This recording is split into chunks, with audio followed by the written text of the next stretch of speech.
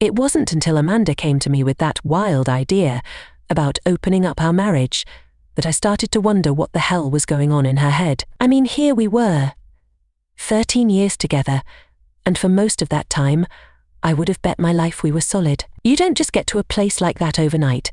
It takes years of shared experiences, love, fights, forgiveness, and, of course, trust. But when she dropped that little bombshell, I could feel something had shifted beneath the surface, something I hadn't noticed before.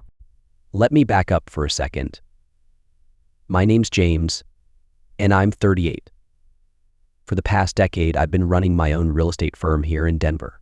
It's not glamorous work, but it's steady, and I've built a reputation for being reliable and getting things done on time. Amanda and I met in college. She was this vibrant, lively girl who lit up every room she walked into.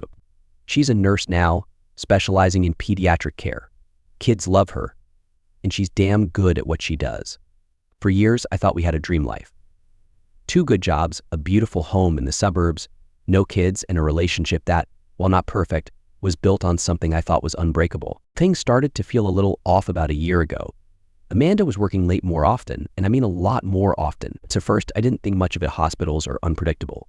One night she could be home by 7, and the next she'd drag herself in after midnight, exhausted and mumbling about back-to-back shifts. But as time went on, I noticed a few other things. Subtle things. She started dressing differently, more provocatively, even on her supposed off days. She was glued to her phone like a teenager. And sometimes when I'd ask her what she was doing, she'd say she was just checking on her work emails. Harmless enough, right? But I wasn't blind. The change in her was too noticeable to ignore. I'd catch her smiling at her screen, lost in some conversation I wasn't a part of. And every time I asked her about it, she'd brush it off. It's just a work thing, she'd say, nothing important. There was something in the way she said it, though, that made my gut twist. The worst part was, I didn't want to be that husband, the paranoid, insecure guy who questions his wife's every move. We'd built a life on trust, but now I couldn't shake the feeling that I was missing something big. And that night, when she sat me down at the kitchen table and said we should think about opening things up between us, I knew I had to start paying closer attention. What do you mean, opening things up? I asked her, half laughing at the absurdity of it all, but there was no humor in her face. I've been doing some research, she said, her voice soft, careful, on open relationships. It's something I think we should consider. The words felt like they were from someone else's mouth, not the woman I'd shared my life with. I stared at her, trying to figure out what the hell was going on. You're not serious, right? She gave me this long, level look and then said, I'm completely serious, James. We've been together for over a decade, and people change. I think it could bring us closer, allow us to experience things we've never had the chance to. My mind went blank. There wasn't an ounce of me that had ever wanted to be with anyone else, and I sure as hell didn't want to think about Amanda with someone else. So we weren't those kinds of people. Or at least I wasn't. I tried to laugh it off, but her expression never wavered. Have you been seeing someone? The question came out before I could stop myself, and her eyes widened just for a second, but that was enough to plant the seed of doubt deep in my chest. No, she said too quickly. It's not like that. I just think it could be good for us. I've read studies on how it strengthens relationships, and I thought it might be worth considering. I didn't buy it, not for a second. This was the first time I'd ever felt like I didn't know Amanda. All those nights she'd come home late, the new clothes, the secrecy with her phone, it all started making sense in a way I didn't want to admit. But for now, I let it slide. I had no proof, nothing solid to confront her with. Maybe she really was just curious, or maybe I was being paranoid. Over the next few weeks, the tension between us grew.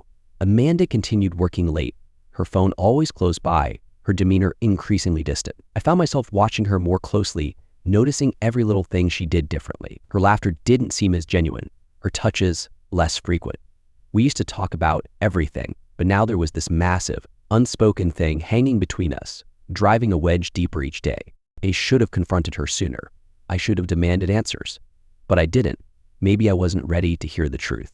In the moment Amanda suggested that open marriage idea, I tried to push it out of my mind, telling myself it was just a phase, maybe some strange midlife crisis. But the reality was, things only got worse.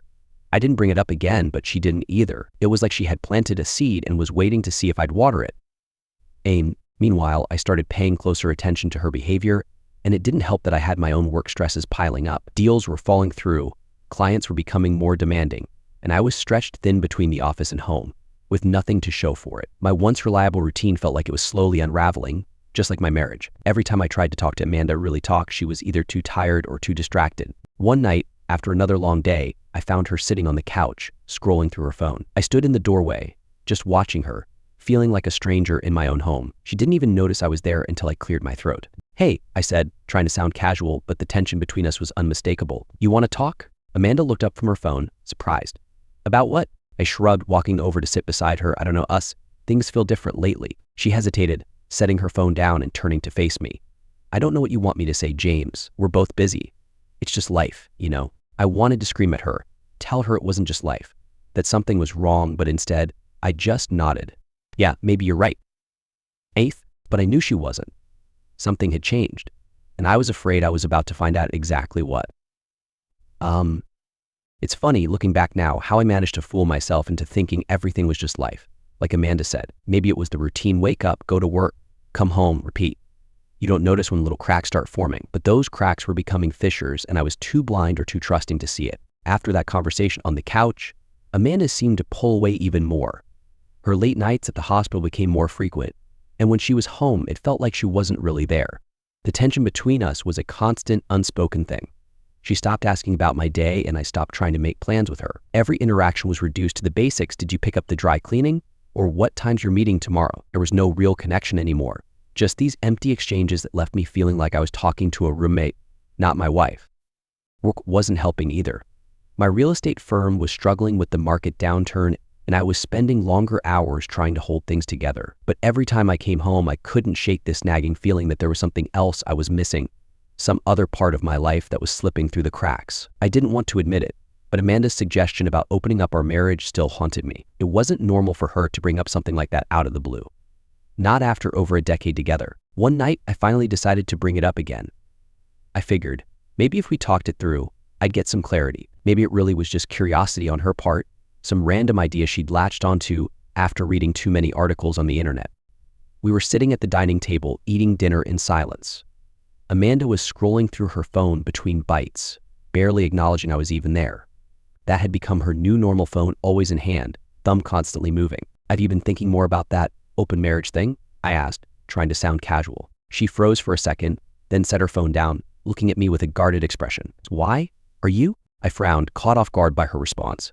"No, I'm just trying to understand where that even came from. We've never talked about anything like that before." Amanda sighed, pushing her plate away. "James, people change. I've changed. We've been together for so long, and it's natural to want more. It doesn't mean I don't love you." The way she said it, like it was some rational, normal thing, made my skin crawl. "So what? You just decided one day that you want to sleep with other people? Is that what this is?" Her eyes flashed with irritation. "It's not just about sex, James. It's about exploring new connections, new experiences." I leaned back in my chair, folding my arms across my chest. "That sounds like a lot of bullshit to me." Amanda's jaw tightened, and she stood up abruptly, gathering her plate. "I'm not having this conversation right now." "Yeah, because it makes no damn sense." I shot back, feeling the frustration bubble up. "What, you don't just wake up one day and decide you need new experiences? What the hell is really going on?" She didn't answer, just walked into the kitchen and started washing her plate, leaving me sitting there, stewing in my own anger and confusion. Things only got worse after that. Amanda became even more distant, and I couldn't shake the feeling that there was something she wasn't telling me. I found myself watching her every move, looking for clues, anything that might explain what was happening to us. But she was careful, too careful.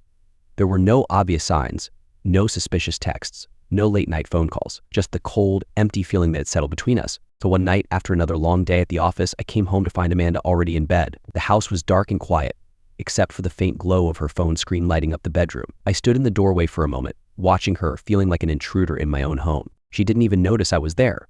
I walked into the room, undressed, and slipped into bed beside her. "Amanda," I said quietly, trying not to sound confrontational. "Can we talk?" "Truck." She sighed, setting her phone down on the nightstand and turning to face me. "About what?" "About us. About what's going on between us." She stared at me for a long moment, her face unreadable. "I don't know what you want me to say, James. Things change. People change. It's just life." "There you go again," I muttered, shaking my head. "It's not just life, Amanda. Something's wrong and you won't talk to me about it. You're acting like a stranger." Her eyes softened for a moment, and I thought maybe, just maybe, she was going to let me in. But then she pulled away, turning her back to me. "I'm tired, James. Can we just not tonight?" I stared at her back, feeling the weight of the distance between us crushing down on me. "Yeah, sure. Not tonight. Weeks went by and things stayed the same. If anything, they got worse. Amanda's late nights became more frequent, her excuses less believable. She was always too tired to talk, too busy to spend time with me. And I was too afraid of what I might find out if I pushed harder. Then came the night that changed everything. It was a Saturday, and Amanda had told me she was working another late shift at the hospital, and I didn't think much of it by now. Her late nights had become the norm. I spent the evening at home, trying to distract myself with work, but I couldn't concentrate. Something felt off, more than usual. Around 10, I called her, just to check in, but it went straight to voicemail. Weird, but again, not completely unusual. By midnight, she still wasn't home, and that sinking feeling in my gut had become impossible to ignore. I called her again, voicemail. I texted, asking if she was okay. No response. At 1 in the morning, I was pacing the living room, trying to convince myself that she was just busy at work, that her phone had died, that there was some logical explanation. But deep down, I knew better. It was 2 by the time she finally came through the front door, her hair slightly disheveled, her eyes wide with surprise when she saw me standing there. "James, what are you doing up?" "What am I doing up?" I repeated, my voice low, barely masking the anger simmering beneath the surface. "So you said you're working the late shift. I've been trying to call you for hours." She blinked, clearly caught off guard. My phone died. It was a really busy night. I didn't have time to charge it. I didn't say anything, just stared at her, waiting for the rest of the explanation. But there was none, just silence. "So where were you, Amanda?" Her eyes darted away, just for a second, but that was all it took. My heart sank, and I felt the floor drop out from under me. "I was at work. James, why are you acting like this?" "Because you're lying to me." Her face flushed with anger, and she crossed her arms over her chest. "I'm not lying to you. God, why do you always assume the worst?" "Because I'm not an idiot," I snapped, the words spilling out before I could stop them. "I know something's going on. You're never home. You're always on your damn phone, and now you're coming home at 2 in the morning, looking like you just crawled out of someone else's bed." The moment I said it, I knew I'd gone too far. Amanda's face crumpled, and for a second, I thought she was going to deny it, to scream at me and call me paranoid. But she didn't. Instead, she just stared at me, her eyes full of something that looked an awful lot like guilt. "I'm going to bed," she whispered, brushing past me without another word. By the time the next morning rolled around, I was already mentally unraveling. I barely slept after Amanda walked past me, her silence confirming everything I'd been too afraid to admit. I lay awake, staring at the ceiling, every thought in my head like a knife twisting deeper into my chest. Where had she been? Who had she been with? But when the sun crept through the blinds, I decided to push it down. I told myself that maybe I'd overreacted. Maybe there was still some explanation that didn't involve another man. But that little voice in my head, God, I wish I had listened to it sooner, kept telling me the truth was right in front of me. I just didn't want to see it. And Amanda acted like nothing had happened. She got up, made coffee, and scrolled through her phone as if her coming home at 2 in the morning wasn't a big deal. I watched her from across the table, trying to piece together who this woman was, because she wasn't the Amanda I had known for over a decade. "I'm going out for a while," she said after breakfast, like it was just any other Saturday. No explanation, no suggestion that she wanted me to come with her. She was just leaving, and I knew better than to ask where. I didn't say anything. I just watched her walk out the door and stood there, gripping my coffee cup so hard my knuckles turned white. That's when I knew I had to find out the truth. I wasn't the type to snoop through my wife's things, but I wasn't the type to let my marriage collapse without understanding what the hell was happening either. I sat at the kitchen table for a while, staring at Amanda's phone charger sitting on the counter. It was like the damn thing was taunting me. And then it hit me, her phone. That was where the answers were. Every night she kept it close, but this morning she'd forgotten it in her rush to leave. Maybe she didn't think I'd be home when she came back, or maybe she just didn't care anymore. Either way, it was my chance to figure out what was really going on. I stood up and grabbed her phone from the counter, feeling like my heart was going to burst out of my chest. I hesitated, standing there for a long time, just staring at the locked screen. A part of me still didn't want to know, but I had to. I unlocked it. Her password was still the same as it had been for years.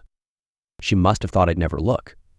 So as soon as the phone opened, I saw the messages. So many messages. There was one name that appeared over and over again, and it wasn't anyone from her work. It was someone named Ryan, a name I'd never heard her mention, not once.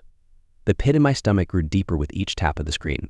My hands were trembling as I opened the thread, and there it was, laid out in front of me like a punch to the gut. Flirty messages, suggestive texts, plans to meet up.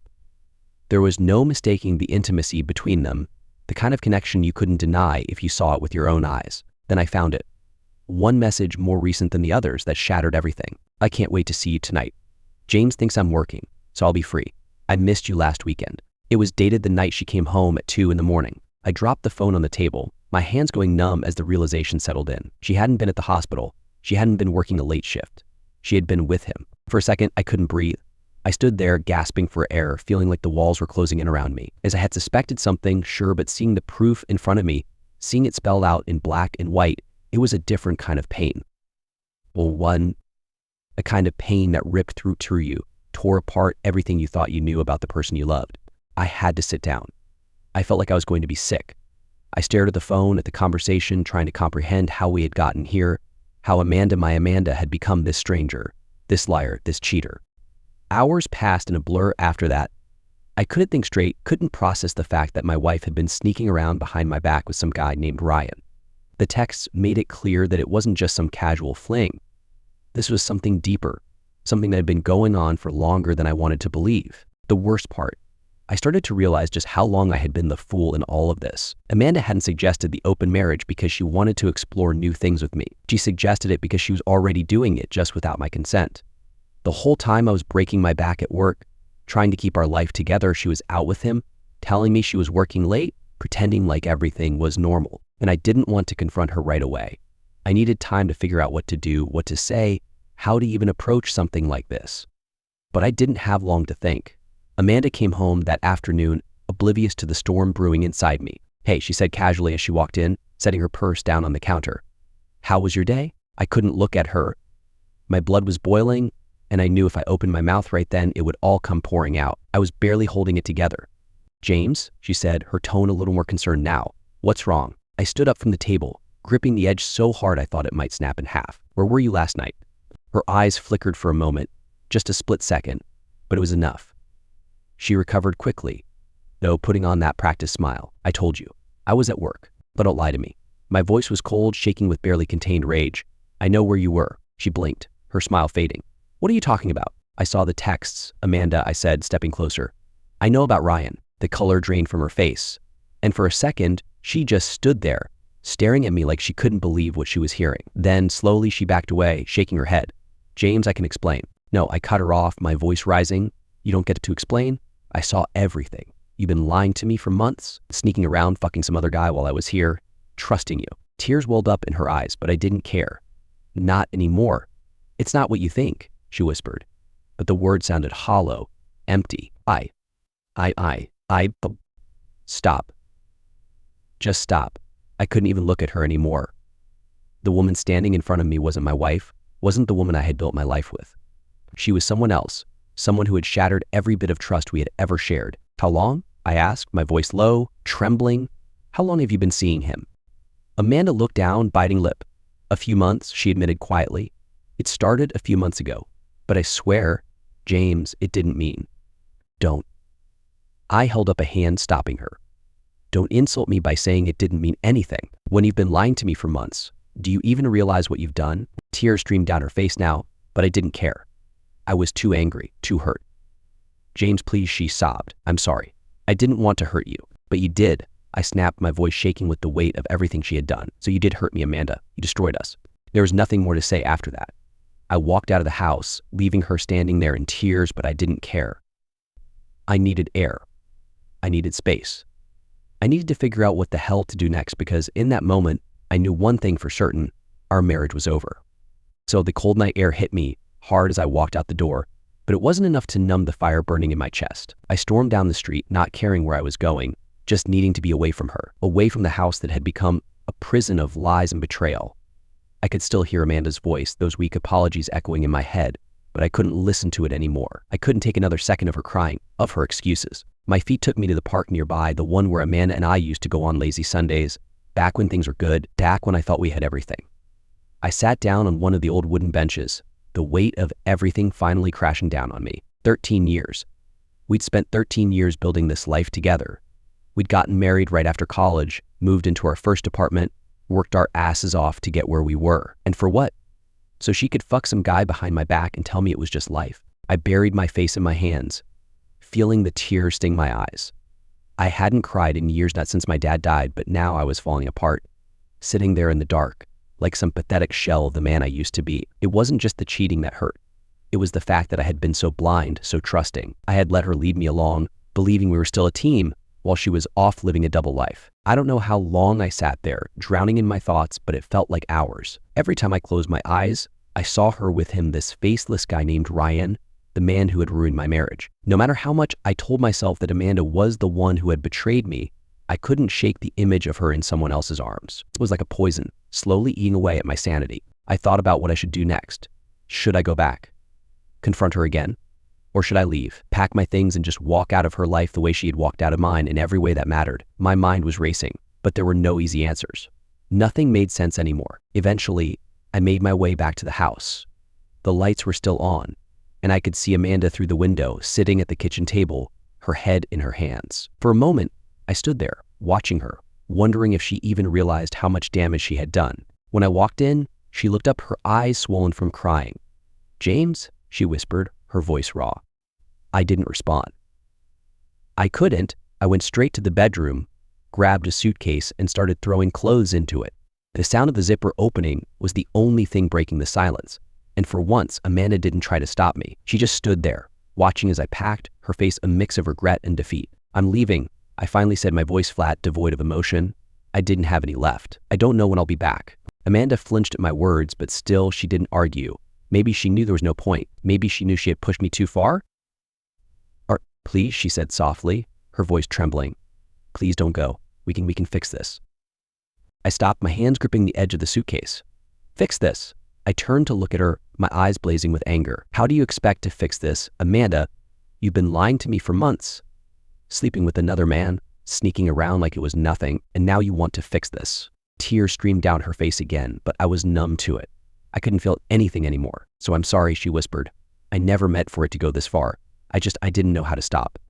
"You could have stopped by telling me the truth," I shot back. "But you didn't. You chose to keep lying. You chose him over us." Amanda sobbed, covering her face with her hands. I watched her for a moment, part of me wanting to feel something, anything, anger, sorrow, pity, but all I felt was emptiness.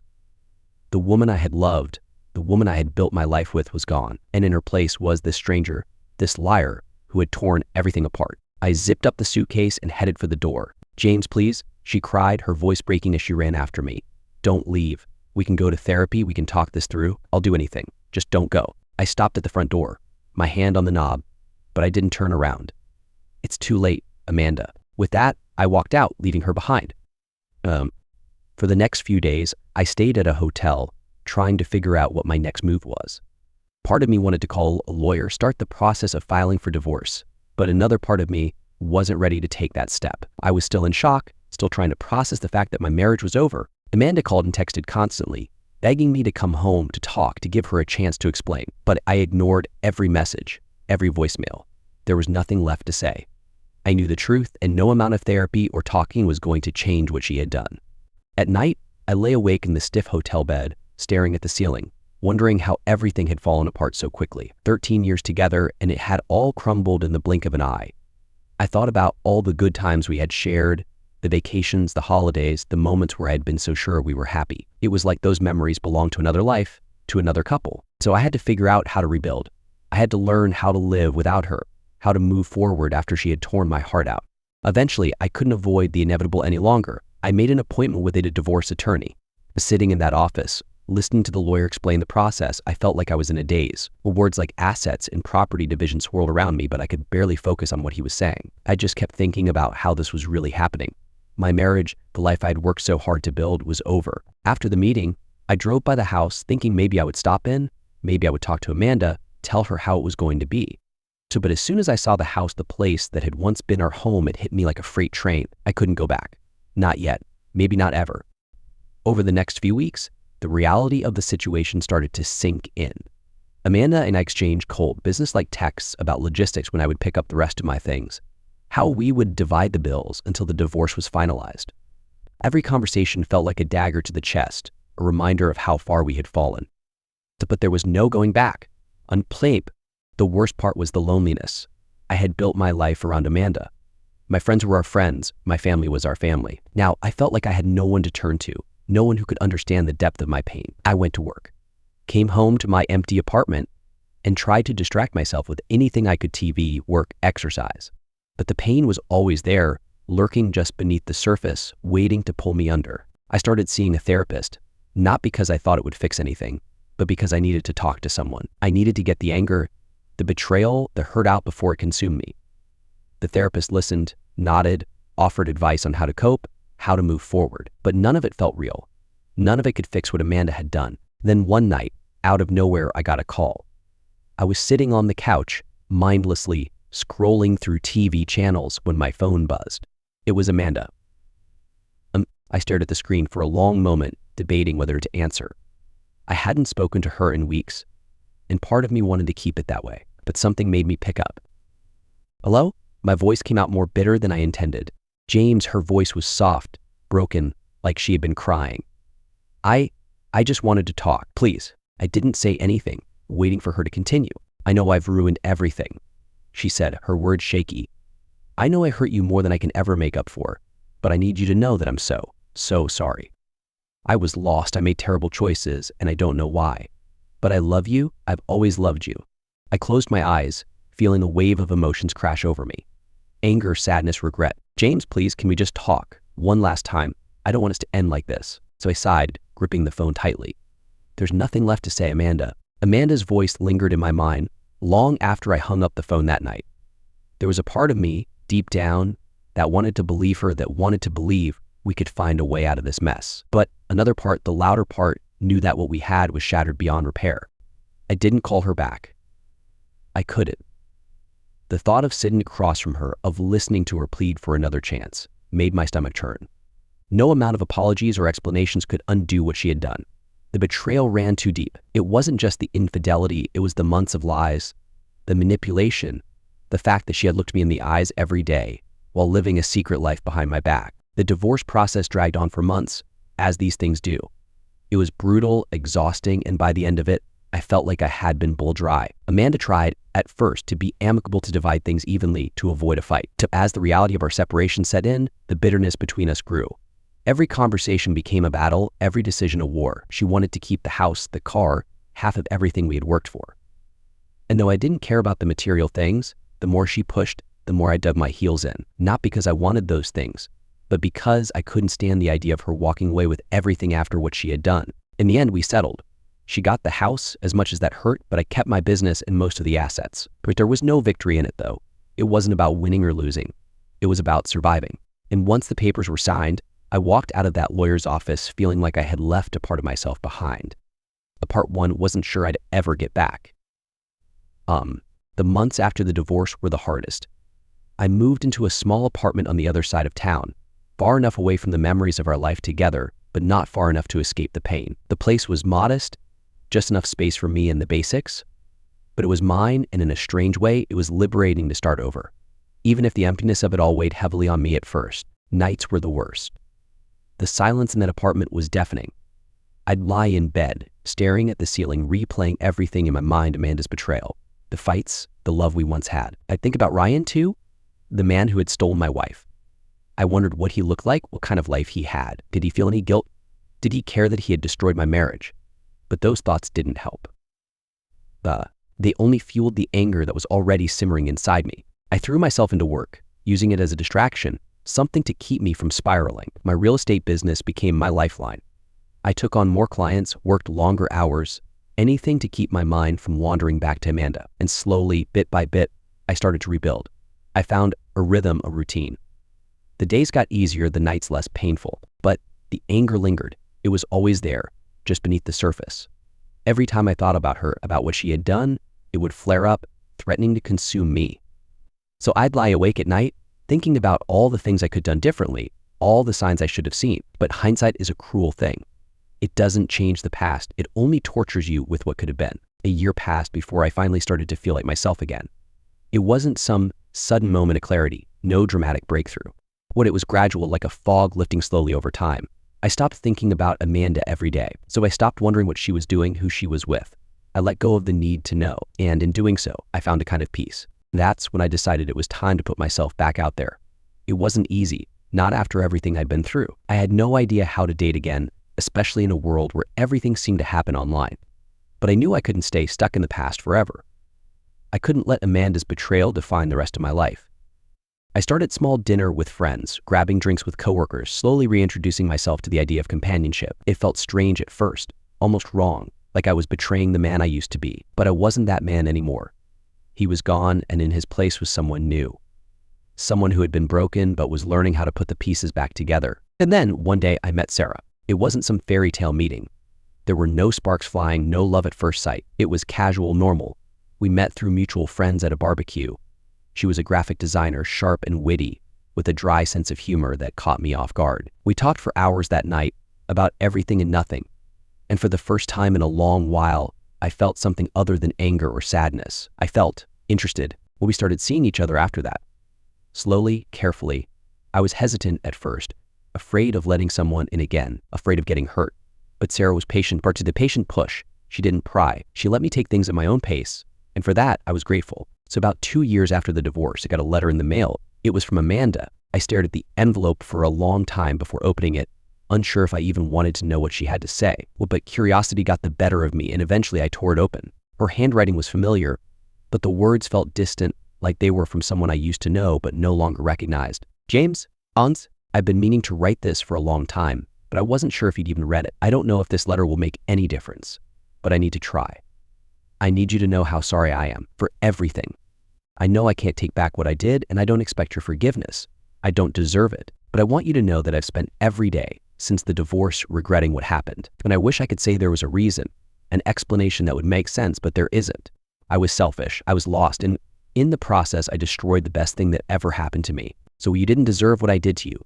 You were a good husband, a kind man, and I took that for granted. I know you've probably moved on by now, and I hope you found happiness again. You deserve that.